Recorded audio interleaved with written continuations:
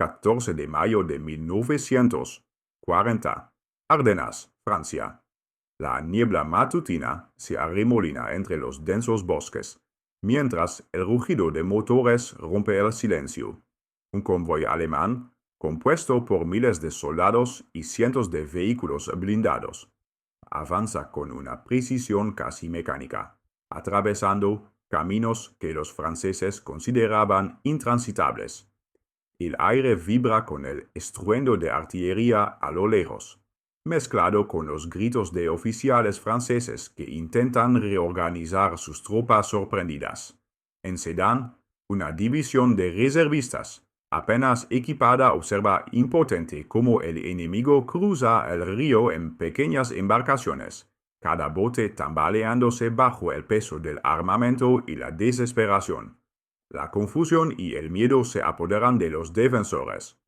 Órdenes que no llegan, radios que no funcionan, y la certeza creciente de que su mundo se desmorona. En solo unas horas, lo que parecía imposible está ocurriendo.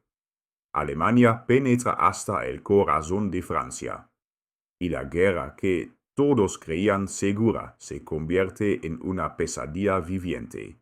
Mayo de 1940, frontera francesa. La guerra, largamente anticipada, finalmente había llegado. Adolf Hitler había convertido a Alemania en un estado totalitario decidido a expandirse, y sus tropas, entrenadas con rigor y movidas por una ideología de supremacía racial, estaban listas para la acción.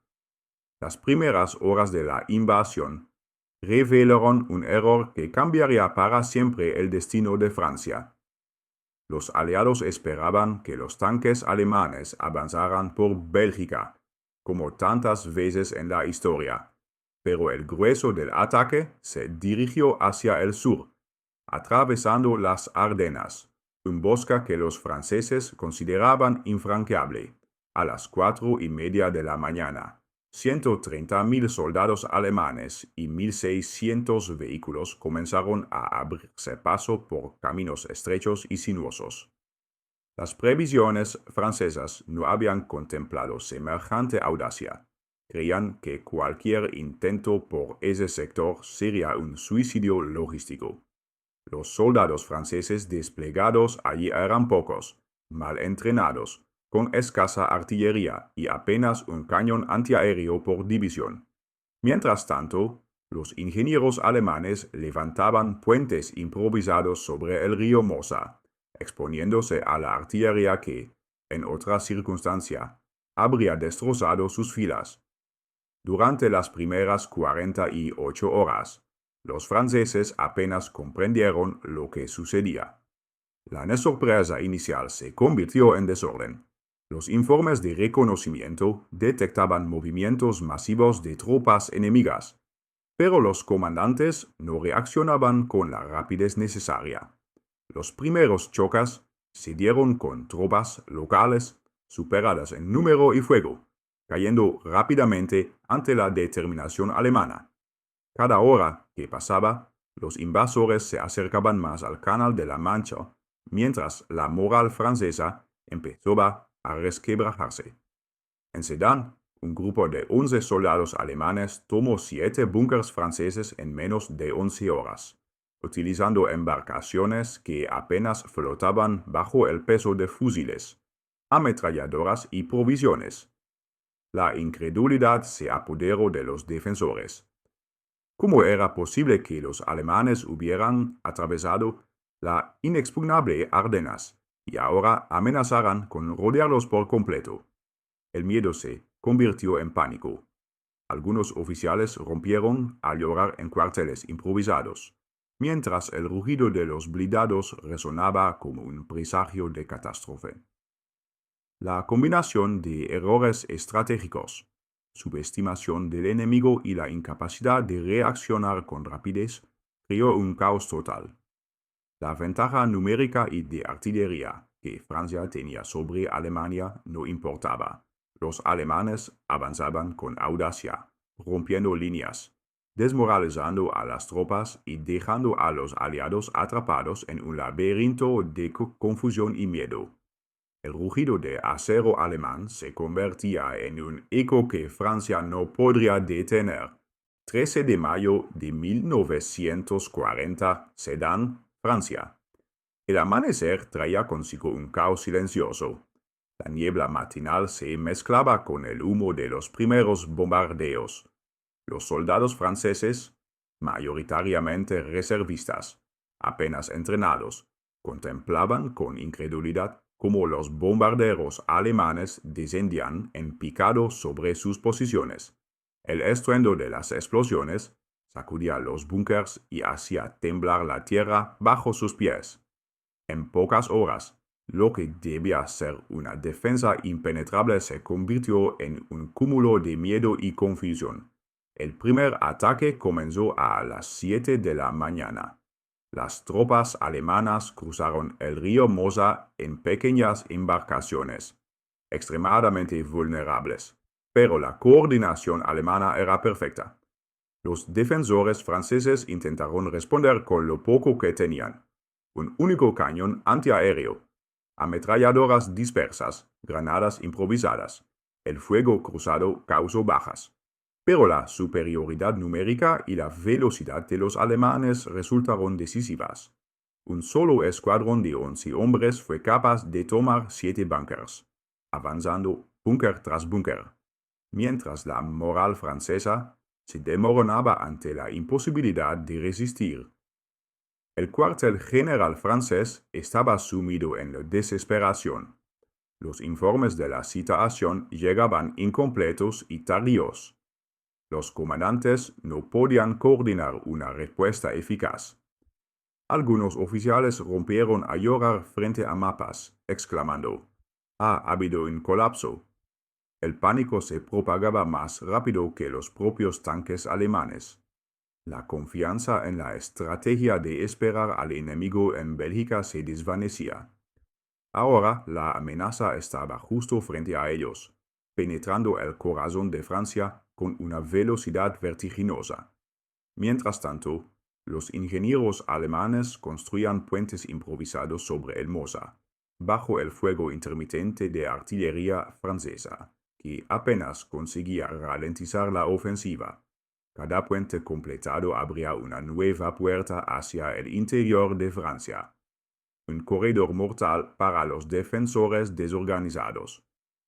La combinación de sorpresa, audacia alemana y la falta de reacción francesa permitió que la ofensiva se desarrollara prácticamente sin resistencia. En cuestión de horas, los franceses comprendieron que su error en la planificación había sido fatal. Las Ardenas, consideradas intransitables, habían sido atravesadas con audacia por un enemigo que desafiaba todas las expectativas. La noticia se propagó rápidamente. El avance alemán no solo había roto las líneas francesas, sino que amenazaba con aislar a las fuerzas desplegadas en Bélgica. La sensación de impotencia se mezclaba con la incredulidad.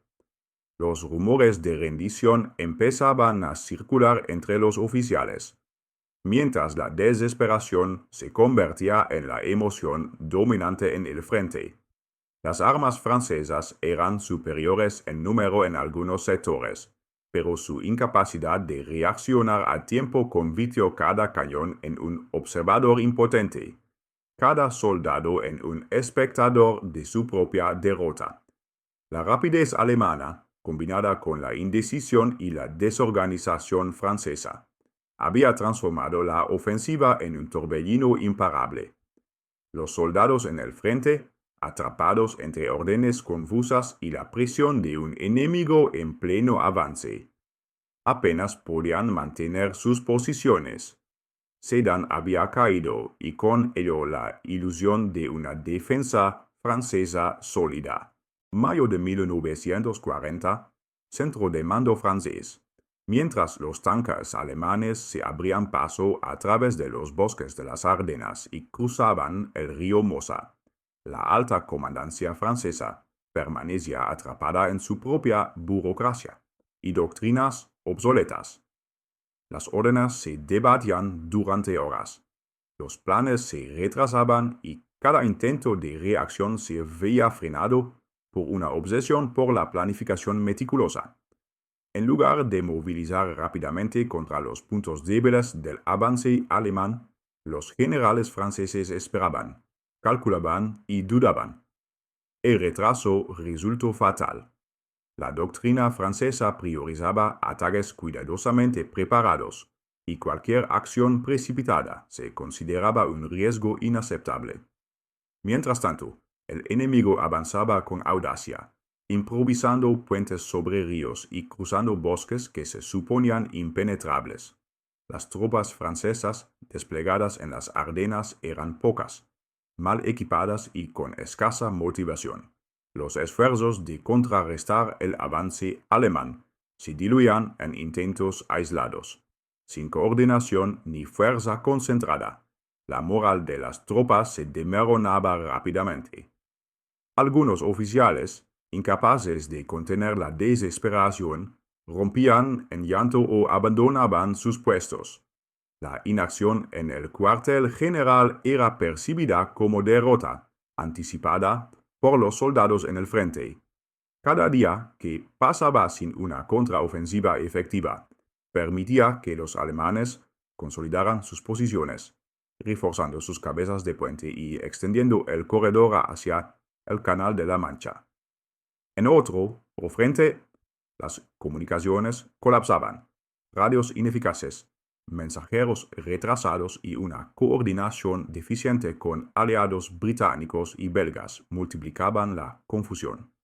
Los planes para atacar el corredor alemán desde el norte y el sur se veían constantemente retrasados, y cualquier intento de acción conjunta se perdía entre discusiones interminables y desconfianza mutua. La lentitud en la toma de decisiones contrastaba con la audacia alemana, que avanzaba sin esperar a consolidar cada posición, desafiando el riesgo y aprovechando cada momento de vacilación francesa. En este caos, el valor individual de las tropas poco podía hacer.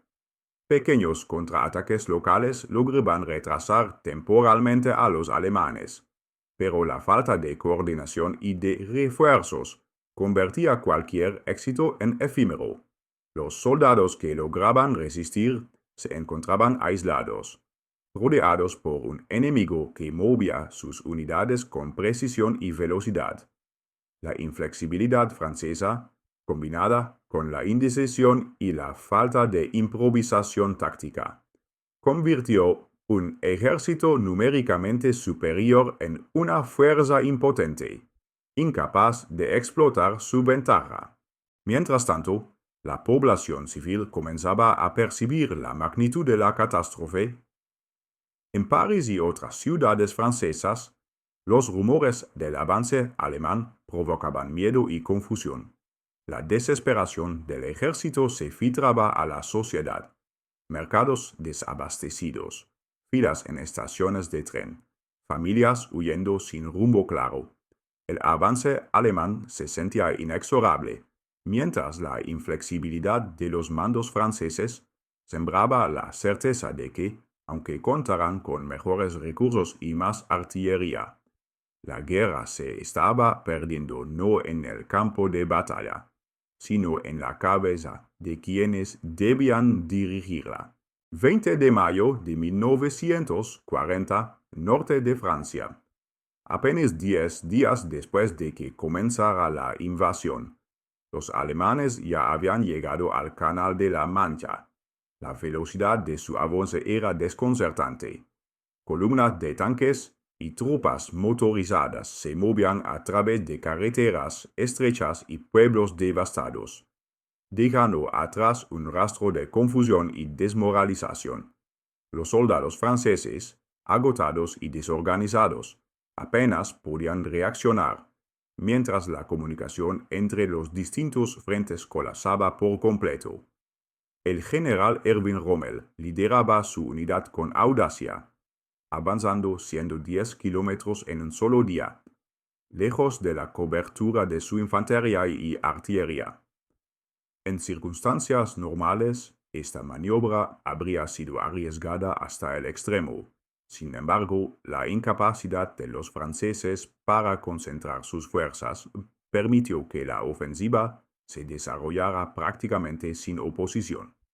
Cada tanque alemán que atravesaba la línea de defensa incrementaba el temor de los soldados y oficiales franceses, quienes comenzaban a asumir que la derrota era inevitable. Mientras tanto, los aliados intentaban coordinar un contraataque desde el norte y el sur del corredor alemán, con la esperanza de aislar a las tropas invasoras y cortar su avance. Pero la desorganización y la falta de confianza entre los aliados frenaban cualquier acción decisiva. El comandante francés en jefe viajaba de un lado a otro intentando asegurar la cooperación de los británicos y belgas, mientras los retrasos y malentendidos consumían horas vitales. La desconfianza mutua y los rumores de traición retrasaban aún más cualquier ofensiva efectiva. En París, la noticia del avance alemán llegaba como un golpe devastador.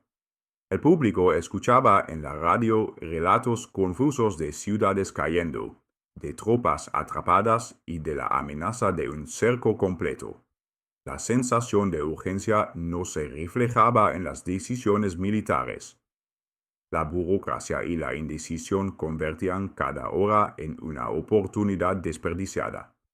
La moral francesa se desplomaba, y el ejército, a pesar de su número superior y mejor artillería, parecía incapaz de aprovechar sus recursos. Los intentos de contraataque local lograban éxitos temporales, pero cada victoria era efímera. La coordinación entre unidades era casi inexistente. Los refuerzos llegaban tarde o se desviaban por órdenes contradictorias. El corredor alemán se expandía, y con ello el peligro de un cerco total sobre las fuerzas aliadas desplegadas en Bélgica. La rapidez alemana, combinada con la indecisión francesa, estaba creando una trampa mortal.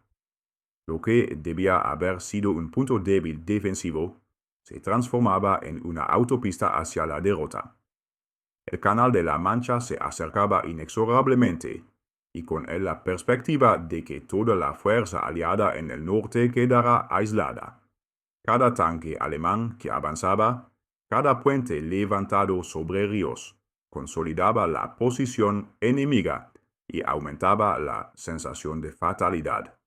La carrera hacia la costa no era solo física, era una carrera contra la desmoralización, contra la confusión y contra la incapacidad de reaccionar a un enemigo que parecía anticipar cada movimiento. Francia estaba perdiendo no solo territorio, sino la confianza en sí misma. Finales de mayo de 1940. Dunkerque, Francia. La bruma del Canal de la Mancha se mezclaba con el humo de los incendios en los muelles y las playas. Miles de soldados aliados, británicos, franceses y belgas, se apiñaban a la espera de una evacuación que parecía cada vez más incierta. El rugido lejano de los bombarderos alemanes y el tintinear de la artillería resonaban como un tambor de muerte sobre la costa. Las tropas agotadas, muchas de ellas sin munición suficiente, contemplaban el mar con desesperación y miedo. Los intentos de organizar una contraofensiva se habían convertido en un caos. La coordinación entre las fuerzas francesas y británicas era mínima. Las órdenes llegaban tarde y, a veces, contradictorias.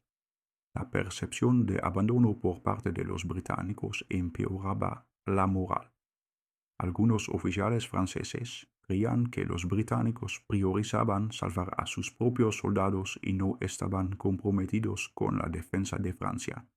En los cuarteles, la tensión era insoportable. Oficiales gritando, soldados llorando, la sensación de derrota anticipada se palpaba en el aire. A pesar de la desesperación, la evacuación comenzó con notable precisión. Pequeños barcos, pesqueros y embarcaciones improvisadas se acercaban a las playas para rescatar a las tropas. Durante días, unos 340.000 soldados fueron evacuados hacia Inglaterra, mientras unos 35.000 quedaron atrás y fueron capturados por los alemanes. Cada embarcación que partía llevaba consigo historias de valor, miedo y pérdida, mientras las fuerzas francesas, viendo a sus aliados británicos partir, sentían como su voluntad de luchar se desvanecía. El caos en Dunkerque no era solo militar, era psicológico. La rápida conquista alemana, la incapacidad de organizar una defensa efectiva y la sensación de traición dentro de la coalición habían socavado la confianza en la victoria. Los ciudadanos franceses veían en la radio y en los periódicos cómo sus ejércitos, a pesar de ser numéricamente superiores y mejor equipados en muchos aspectos, se desmoronaban ante el avance alemán. La rapidez y audacia de Hitler habían transformado lo que debía ser una defensa estratégica en una retirada desesperada. Mientras los barcos cruzaban el canal, los alemanes consolidaban su control sobre el norte de Francia.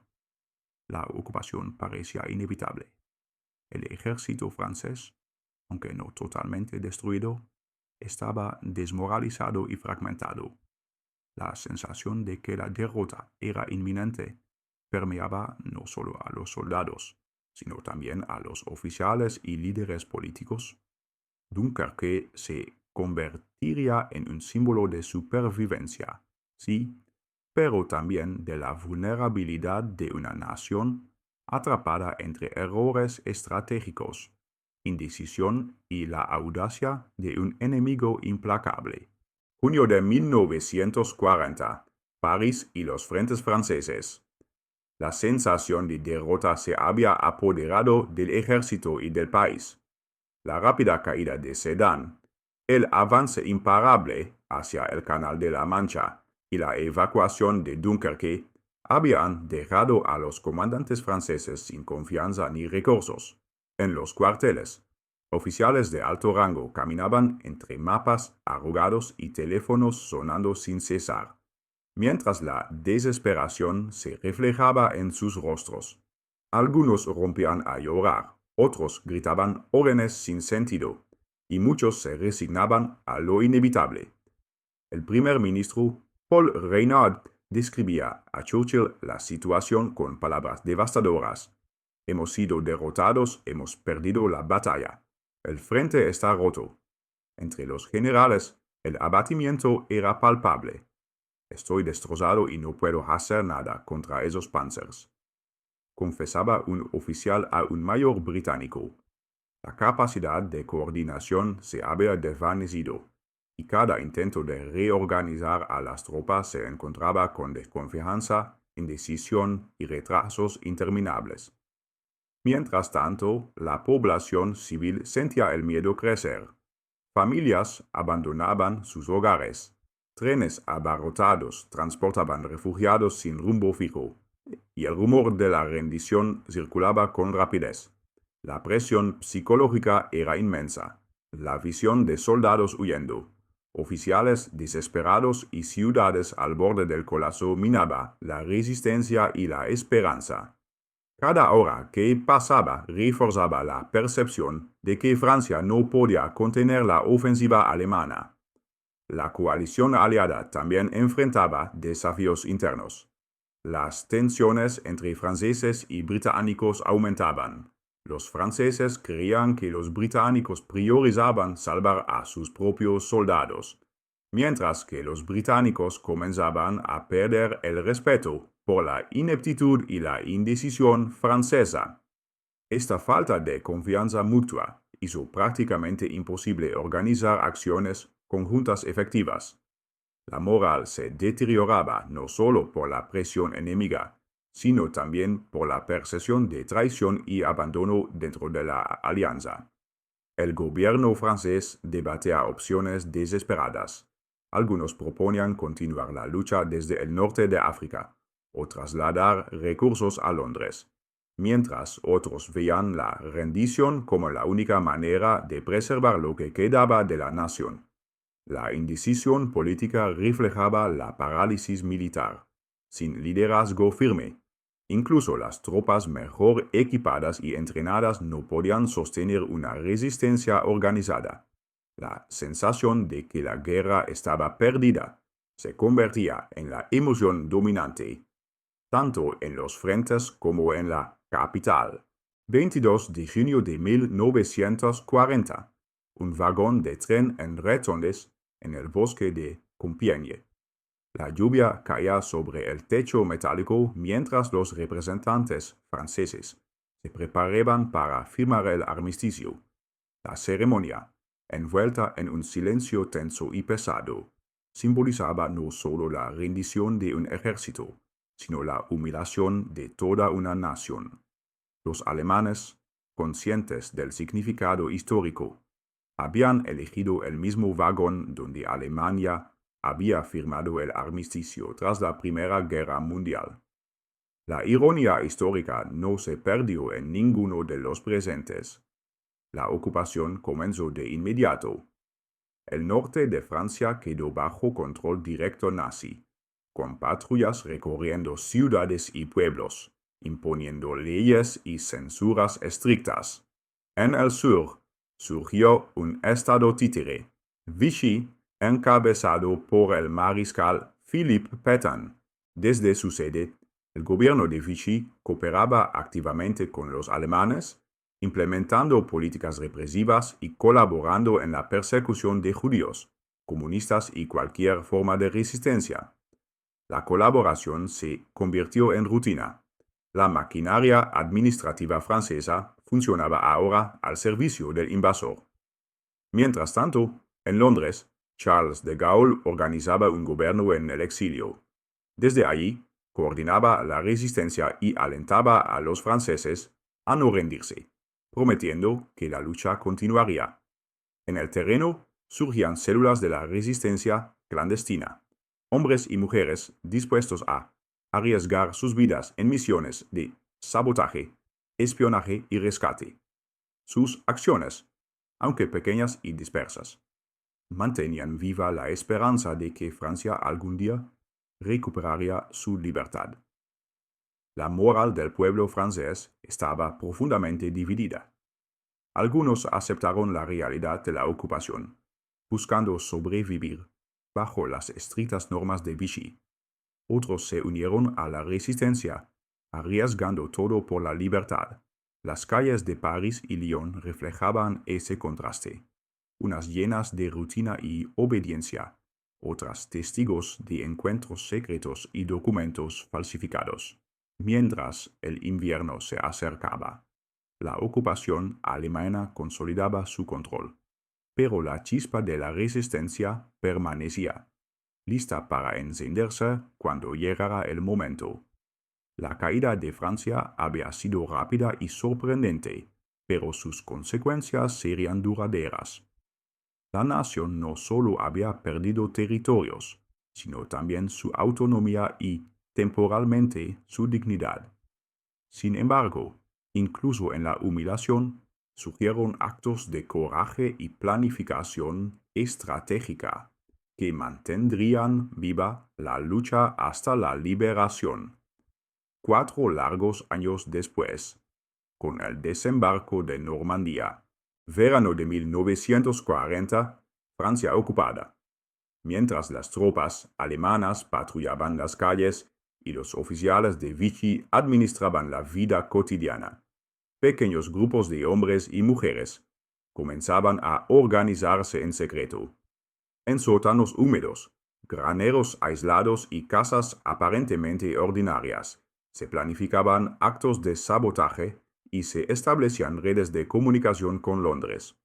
La ocupación había aplastado el ejército, pero no la voluntad de luchar. En París, un grupo de estudiantes y trabajadores reunía folletos y panfletos clandestinos para distribuir entre la población. Las palabras eran simples, pero cargadas de esperanza. Francia volverá a ser libre. Cada acción era un riesgo mortal. Ser descubierto significaba la cárcel, la tortura o la ejecución inmediata. Aún así, el miedo no detenía a estos primeros combatientes de la resistencia. Su misión no era solo dañar al enemigo, sino mantener viva la moral de un pueblo abatido por la humillación y la derrota. En las zonas rurales, campesinos saboteaban vías férreas y retrasaban la logística alemana. Herramientas, vagones y almacenes eran dañados deliberadamente para ralentizar los suministros que el Reich necesitaba desesperadamente. Cada acto, aunque pequeño, era un golpe simbólico a la ocupación, demostrando que la resistencia francesa estaba viva y activa, incluso en la aparente pasividad del día a día. Al mismo tiempo, Charles de Gaulle, desde Londres, transmitía mensajes de radio a toda Francia a través de la BBC. Su voz resonaba como un llamado a la esperanza y la acción. No os rindáis. Francia aún puede luchar, la patria os necesita. Cada transmisión se escuchaba en secreto en casas y fábricas, fortaleciendo la determinación de aquellos dispuestos a desafiar a los ocupantes. La resistencia, aún fragmentaria y vulnerable, comenzaba a coordinar sus primeras misiones conjuntas, sembrando los cimientos de una lucha que duraría 4 años. Mientras el verano avanzaba, la ocupación alemana parecía completa, pero la chispa de rebelión estaba encendida. La caída rápida del ejército francés había sido devastadora, pero la guerra no había terminado. En los sótanos de París, en los campos de Normandía y en los bosques de Vichy, hombres y mujeres planeaban, escribían y actuaban, conscientes de que cada acción podía cambiar el curso de la historia. La resistencia estaba naciendo, silenciosa pero implacable, prometiendo que la lucha por la libertad francesa no había terminado. 14 de junio de 1940, París. La ciudad luz estaba envuelta en un silencio tenso, roto por el rugido lejano de motores y el eco de botas sobre adoquines húmedos. La bandera francesa aún ondeaba sobre edificios históricos, pero la sombra de los panzers alemanes se acercaba implacable. Los parisinos observaban desde balcones y ventanas como columnas de soldados enemigos cruzaban los puentes del Sena, mientras la policía y algunos militares retiraban rápidamente sus posiciones, incapaces de organizar resistencia efectiva. El ejército francés, derrotado y fragmentado, había abandonado gran parte de la capital. Oficiales y políticos huían hacia el sur, dejando atrás una ciudad que pronto sería símbolo de ocupación. Las calles, que días antes estaban llenas de vida y bullicio, ahora se llenaban de silencios tensos, interrumpidos solo por patrullas alemanas y el zumbido de vehículos blindados. Cafés y tiendas cerraban apresuradamente, mientras familias se refugiaban en sus casas, temiendo represalias por cualquier acto de desobediencia. La ocupación alemana transformó rápidamente París. Se instauraron controles estrictos, toques de queda y censura de prensa. Los judíos fueron obligados a registrar sus propiedades y portar estrellas amarillas, marcando su vulnerabilidad ante la maquinaria nazi. Los edificios públicos y las instituciones culturales fueron supervisados, y en cada rincón se sentía la mirada vigilante de los soldados. Sin embargo, incluso en medio de la opresión, pequeños actos de desafío comenzaron a surgir. Grafitis discretos, mensajes clandestinos y rumores de resistencia se filtraban entre los parisinos, recordando que la ciudad, aunque ocupada, no estaba completamente sometida. La ocupación alemana transformó rápidamente París. Se instauraron controles estrictos, toques de queda y censura de prensa.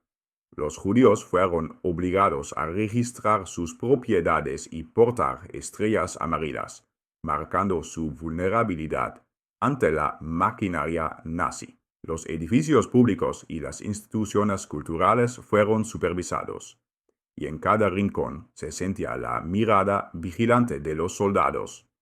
Sin embargo, incluso en medio de la opresión, pequeños actos de desafío comenzaron a surgir. Grafitis discretos, mensajes clandestinos y rumores de resistencia se filtraban entre los parisinos, recordando que la ciudad, aunque ocupada, no estaba completamente sometida. Mientras tanto, en las zonas rurales y en ciudades menores, Vichy consolidaba su gobierno títere Philippe Pétain, y sus ministros implementaban políticas colaboracionistas que iban desde la represión política hasta la persecución de judíos y comunistas. La división de Francia en zona ocupada y zona libre creaba tensiones internas y desconfianza entre ciudadanos y militares. Muchos franceses se vieron forzados a elegir entre la colaboración para sobrevivir o el riesgo de la resistencia. La ocupación completa de París no solo marcó un hito estratégico para Alemania, sino que simbolizó la humillación nacional y la fractura social que caracterizaría los años siguientes. A pesar del control alemán, la chispa de rebelión continuaba encendida. Los primeros grupos de la resistencia utilizaban túneles, sótanos y casas seguras para coordinar sabotajes y mantener comunicación con Londres. Cada pequeño acto de desafío, aunque aislado, demostraba que la caída de la capital no significaba el fin de la lucha francesa. París, ocupada pero no vencida espiritualmente, se convertiría en epicentro de planes clandestinos que prepararían la eventual liberación y el regreso de Francia a la guerra. Verano y otoño de 1940. Francia meridional. Mientras el norte estaba bajo ocupación directa alemana, el estado de Vichy consolidaba su control en la zona libre. Desde su sede, Philippe Pétain y su gobierno implementaban un régimen autoritario, reprimiendo cualquier disidencia y colaborando activamente con los nazis. Las calles de ciudades como Vichy, Clermont-Ferrand y Lyon reflejaban una rutina impuesta. Patrullas uniformadas, propaganda por altavoces y una vigilancia constante que convertía la vida cotidiana en una danza silenciosa de miedo y obediencia. Los ciudadanos vivían entre la sumisión y la clandestinidad. Oficinas gubernamentales y escuelas seguían estrictas normas de censura, mientras que los judíos eran registrados y marcados como objetivos de deportación. La administración de Vichy no solo colaboraba en la persecución, sino que también aprovechaba su autoridad para suprimir rivales políticos y eliminar cualquier oposición interna. La propaganda retrataba la sumisión como un deber patriótico, mientras que los ciudadanos, conscientes del peligro, debían navegar entre obedecer y resistir. En paralelo, la resistencia se fortalecía. En sótanos, graneros y casas aisladas, se elaboraban planes de sabotaje, se escondían armas y se transmitían mensajes cifrados a Londres. Cada acción era extremadamente peligrosa. Ser descubierto significaba la tortura, la cárcel o la ejecución inmediata. Aún así, hombres y mujeres de todas las edades arriesgaban sus vidas, motivados por la esperanza de recuperar la libertad perdida. Bombas en vías férreas, cortes de líneas telefónicas, documentos falsificados y pequeños ataques a convoyes alemanes demostraban que, incluso en la aparente calma, Francia luchaba clandestinamente. La tensión social era constante. Mientras algunos aceptaban colaborar para sobrevivir o mantener su posición, otros escondían a perseguidos, proporcionaban refugio a desertores y ayudaban a transmitir información a Londres. Esta dualidad creaba un país dividido, donde la lealtad y la traición coexistían en cada pueblo y ciudad. La vida bajo Vichy no era solo la de una Francia controlada, era la de un país en guerra silenciosa, donde cada acción, por pequeña que fuera, tenía un impacto potencial en la lucha por la liberación. Finales de junio de 1940, Francia ocupada. Las fuerzas alemanas, tras la firma del armisticio, consolidaban su control sobre el norte y parte central del país. Columnas de panzers patrullaban carreteras estratégicas, mientras artillería pesada y tropas de infantería aseguraban posiciones clave, puentes sobre el Sena, estaciones ferroviarias y cruces de carreteras que garantizaban la logística del Reich. Cada movimiento estaba cuidadosamente planificado para evitar cualquier rebrote de resistencia organizada. Aunque la vigilancia constante y la brutal represión eran suficientes para intimidar a la población, Hitler y sus generales evaluaban la situación con precisión militar. La derrota francesa había sido rápida, pero sus lecciones eran esenciales. La velocidad, la sorpresa y la audacia habían roto la moral enemiga más que la fuerza bruta. Oficiales alemanes estudiaban la efectividad del Blitzkrieg, la movilidad de los panzers y la coordinación con la Luftwaffe. Conscientes de que Francia no sería el único teatro donde estas tácticas serían puestas a prueba. Mientras tanto, los campos y ciudades del norte estaban llenos de soldados alemanes que inspeccionaban cada rincón, asegurándose de que la infraestructura y los recursos se utilizasen en favor del Reich. La consolidación nazi también incluía la integración de recursos franceses en la maquinaria de guerra alemana, fábricas de armamento, talleres ferroviarios y depósitos de suministros eran confiscados y adaptados a las necesidades del ejército alemán. Cada operación, cada envío y cada control administrativo reflejaban la eficiencia de un ejército que había aprendido a combinar la velocidad ofensiva con la administración del territorio conquistado. En paralelo, la resistencia y los aliados observaban cuidadosamente. La RAF y los comandos británicos comenzaban a planear ataques estratégicos para dificultar la consolidación alemana, mientras las células de resistencia recopilaban información sobre posiciones, movimientos de tropas y rutas de suministro. Cada acción, aunque pequeña frente al poderío alemán, se convertía en un eslabón vital en la futura contraofensiva. La Alemania nazi, por poderosa que pareciera, estaba ahora enfrentando un enemigo invisible, un país ocupado pero no sometido completamente, donde cada ciudadano decidido a resistir podía alterar planes estratégicos y mantener viva la llama de la libertad. Invierno de 1940. Francia ocupada y Vichy consolidada. La vida cotidiana continuaba bajo la mirada vigilante de los soldados alemanes y la administración colaboracionista de Vichy. Pero en las sombras, la resistencia francesa se fortalecía. Los sótanos de París, las granjas en Normandía y los bosques del sur se convertían en centros de coordinación. Cada mensaje cifrado enviado a Londres, cada sabotaje en las vías férreas, cada acto clandestino de desobediencia era un recordatorio de que Francia aún no estaba derrotada.